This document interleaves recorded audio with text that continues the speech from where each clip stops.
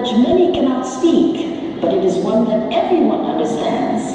For choreographer Agnes Locsin, it is a language she speaks and understands best. These days, she's making her voice heard once again with her latest work, Revolucion Filipina. In it, she translates the words and thoughts of Apolinario Mabini into her own language. The result, a most powerful retelling of the Philippine Revolution. And 6, 7, 8, 2. I usually go into a rehearsal hall quite cold, blank. And then, usually the night before I listen to the music and count the music. Sometimes I get an image, one image for a whole dance. And then I just go in and see where it goes. For Agnes Locsin, choreographing dances means listening to her heart. While she does research on the subjects she choreographs for, nothing is studied about the movements she creates. Movement has its own logic. I tell you, it's fascinating. It really is. Ask for it. And this just comes to you at the moment, yes, moment of inspiration, yes. She calls it neo-ethnic, ballet fused with Filipino ethnic and folk dance elements. And this, she says, is what gives La Revolucion Filipina its unique pulse. Offhand, thinking about it, I think that I have been preparing to do this piece for quite some time. Agnes has studied Filipino ethnic and folk dances from all over the country, and she has always been beguiled by them. She says the sincerity in which the dancers execute the movements is what gives them their unique charm, and from this she draws her inspiration. What we often see in Manila are folk dances given to us by the Bayanihan Dance Company or the Revolucion Company. They're really quite excellent. But we see choreographed dances. You go to the regions, you see them dance in prayer, and you see improvisation. You see concentration. They go in to dance. Once I saw the Kayao festival in Baguio. And they were dancing. Nobody was dancing in the same way. They were all doing their thing, but they all looked alike in pulse, in rhythm, and in feeling, yes. Wait. Agnes fused these movements with Apolinario Mabini's writings and the music of Ryan Cayabyab. The result was a revolutionary production with Ballet Philippines. Agnes put in a number of revolutionary ideas herself. She also used dialogue. Yes, the greatest challenge of this piece actually is the use of dialogue.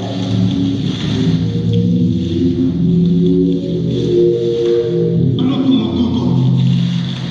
Ang pahayag ng kasarinlan ng anumang bansang nais makawala sa mga buko ng sinumang dayuhan ay nagsisilbing daan tungo sa paglawak ng pagkilos.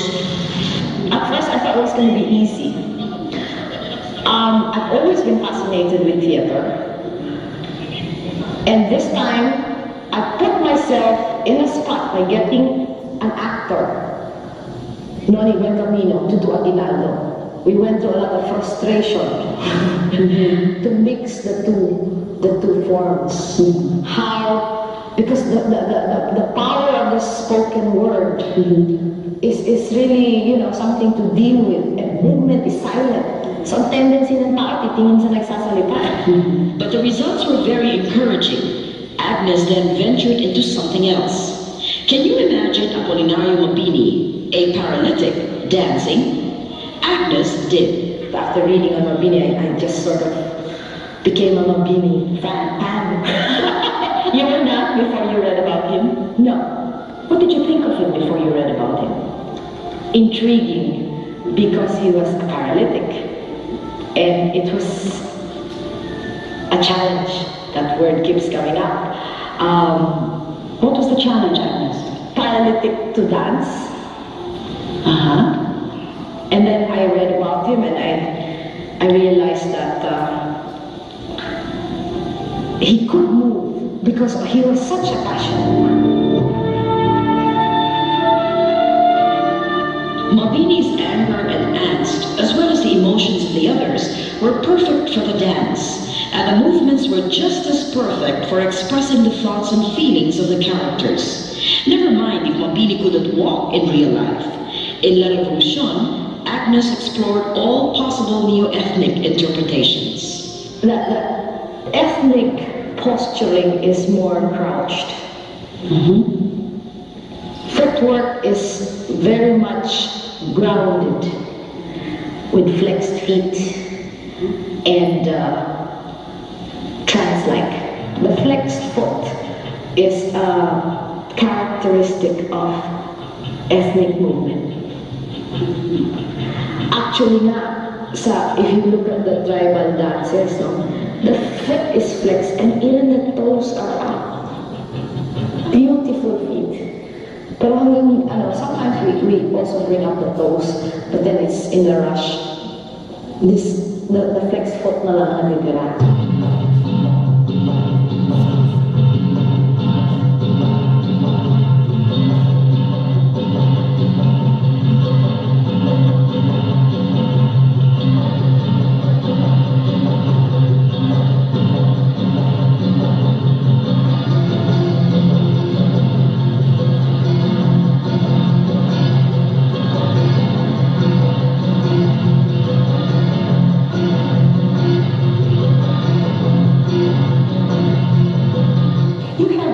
With the hand, that is a recurring theme. Yes.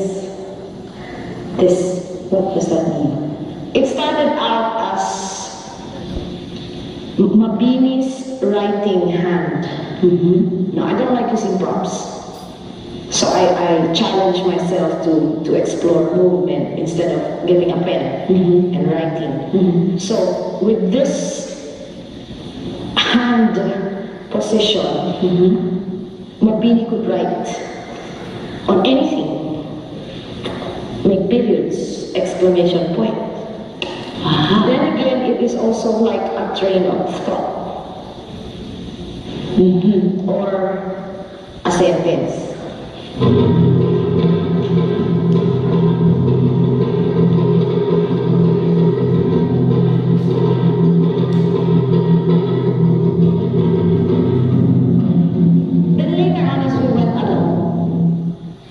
When I was choreographing the women sewing the Philippine flag, sige, hawak kayo ng karayo. Uy, pareho. The same, and it developed into like they were weaving history.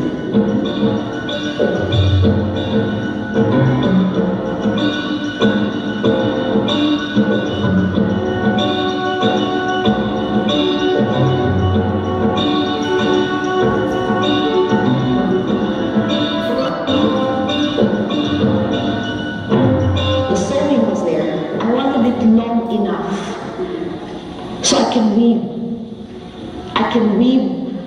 There's a part when the girls run and then the cloth goes up and one girl runs across, so it's like a stitch. Okay, that I isolated. And then later on, Aguinaldo and Mabini gets entangled in the flag because in a way, Aguinaldo was a victim. For me, he did what he thought was best for the Philippines. It just wasn't good enough, I guess. But Mabini and Aguinaldo was so much entangled in Philippine history. So that's the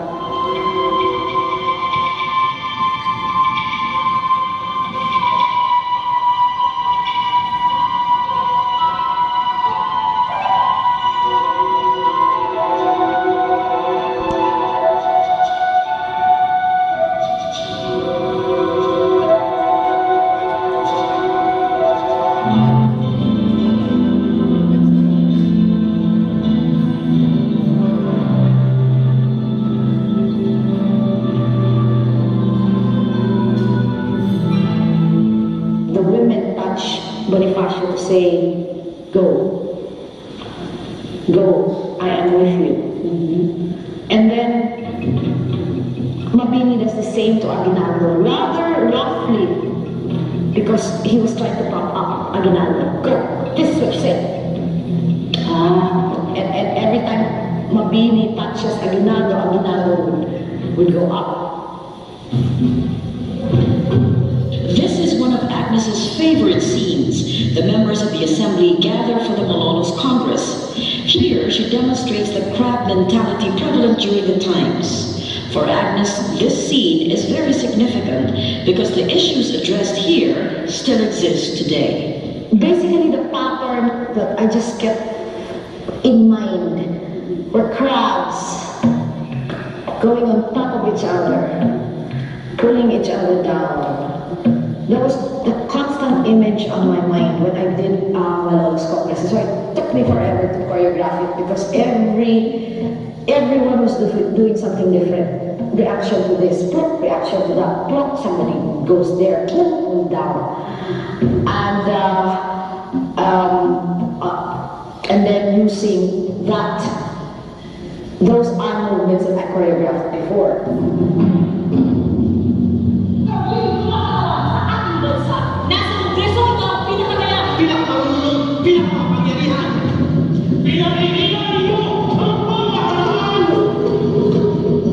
And this brings Agnes now to one of the points of this dance, that even if dance as an art form is not popular among audiences, she hopes that for those who do watch, the message will hit home. What's the message that you want us to get? Basically, just what Mabini's message was, that an external revolution is not enough. We have to have an internal revolution. We have to change from within to become a nation of one. What's the significance of that statement said 100 years ago?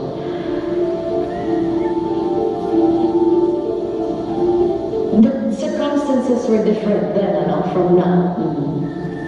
But still, that statement is relevant today because, well, just read the papers, and you see that we need to get our acts together.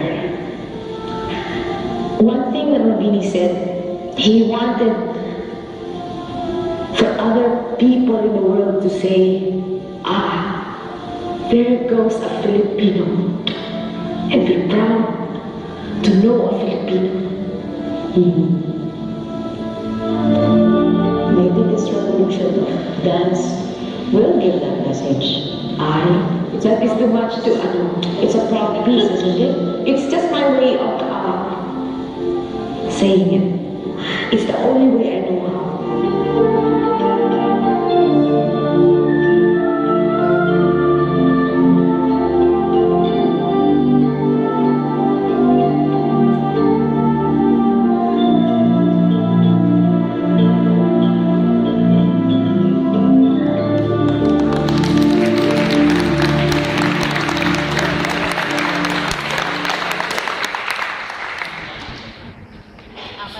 Now you don't have any questions.